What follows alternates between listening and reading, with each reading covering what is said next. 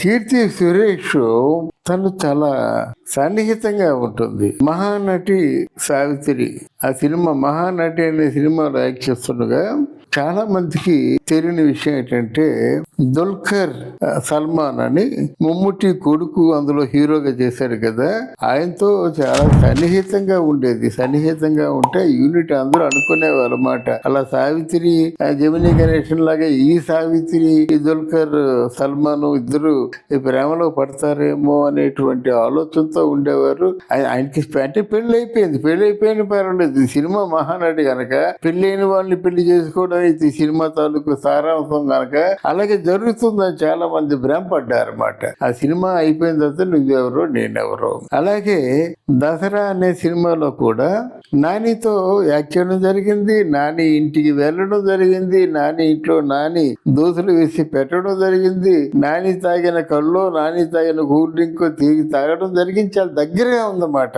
ఎవరికైనా నానికి మనసు చేస్తుందేమో, నానిని పెళ్లి చేసుకోబోతుందేమో, అంటే నానికి ఆల్రెడీ పెళ్ళి ఉన్నప్పుడు కూడా ఈవిడ ఎమోషనల్ గా ఫీల్ అవుతుందేమో అని అనుకోవడం జరిగింది అక్కడ.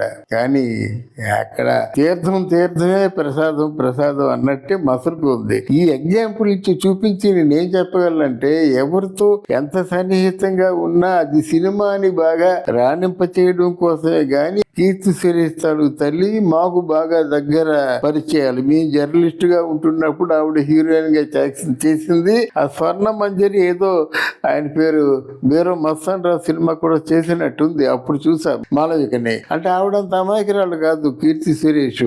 అమాయకంగా కనిపించే దేశ ముదురు మాట. అంటే చనువుగా అంటున్నాను. చాలా తెలివైంది గడుసు పిల్ల. బాగా సినిమా అంటే వంట పట్టించుకున్న మనిషి కనుక ఇలాంటి పెళ్ళిళ్ళు పేరెంటాలు ఏమి చేసుకోవద్దు. ఆవిడ పెళ్లి కానీ పేరెంటం కానీ చేసుకున్నట్టయితే మామూలు సాదాసీదా యాక్టర్లు చేసుకోవద్దు. చాలా మంచి పొజిషన్ లో ఉన్న వ్యక్తినే చేసుకుంటుంది అని నా ఉద్దేశం. అయినా ఈ స్టార్డమ్ ఉపయోగించుకోవాలి.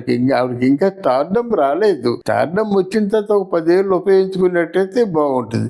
కనీసం 5 ఏళ్ళు ఉపయోగించుకున్న జీవితాంతం కూర్చొని తినొచ్చు. దానికోసం వెయిట్ చేస్తుందని నా నమ్మకం. అంటే కీర్తి సురేష్ మాత్రం అంత తేలిగ్గా ప్రేమలో పడిపోయి తెలివి తక్కువగా పెళ్లి చేసేసుకుందాం, తెలివి తక్కువగా అవుట్డేటెడ్ అయిపోతున్నటువంటి ఆలోచనలో మాత్రం ఉండదు అని నా నమ్మకం.